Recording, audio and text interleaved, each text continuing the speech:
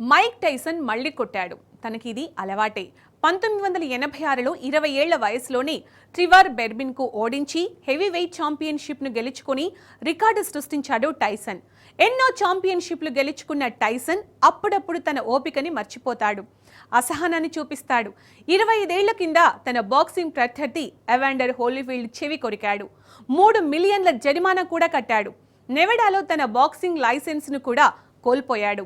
అలాంటి Mike Tyson ఇప్పుడు మరోసారి బాక్సింగ్ ప్రత్యర్థి జేక్ పాల్ని కొట్టడం హాట్ టాపిక్ గా మారింది. బాక్సింగ్ లో super heavyweight champion Mike Tyson తన క్రూరమైన దూకుడుతో క్రీడాభిమానుల్ని షాక్కి గురిచేసేవాడు. ఇతని రికార్డులు అన్నీ ఇన్ని కావు. 1986లో 20 ఏళ్ల వయసులోనే ట్రివర్ బెర్బిక్ ను ఓడించి హెవీ వెయిట్ ఛాంపియన్షిప్ ను గెలుచుకొని రికార్డు సృష్టించాడు. బాక్సింగ్ చరిత్రలో తనకంటూ చెరగని ముద్ర వేసుకున్న టైసన్ 2005లో రిటైర్ అయ్యాడు. మైక్ టైసన్ తన తండ్రి ప్రవర్తన ఏంటో మరోసారి చూపించాడు. యూట్యూబర్ బాక్సర్ జేక్ పౌల్ తో ఇవాళ బిగ్ బౌట్ జరగనుంది. అయితే ఆ మ్యాచ్ కు ముందు ఇద్దరు బాక్సర్ల వెయిటేజీ ఈవెంట్ జరిగింది. టెక్సాస్ లోని ఆర్లింగ్టన్ ఏటీ స్టేడియంలో జరగనున్న ఫైట్ కోసం ఇద్దరు బాక్సర్లు ప్రిపేర్ అయ్యారు.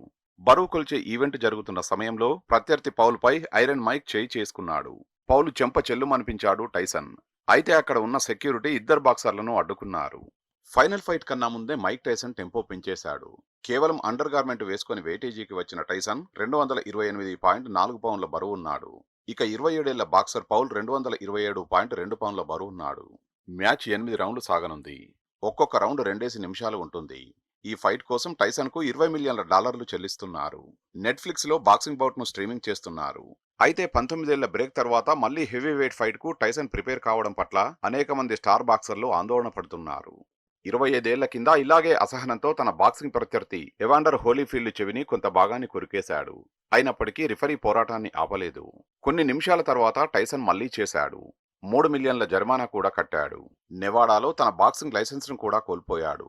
ఇది కొన్ని నెలల తర్వాత హోలీఫీల్డ్ ప్రపంచ హెవీవెయిట్ ఛాంపియన్ గా నిలిచాడు.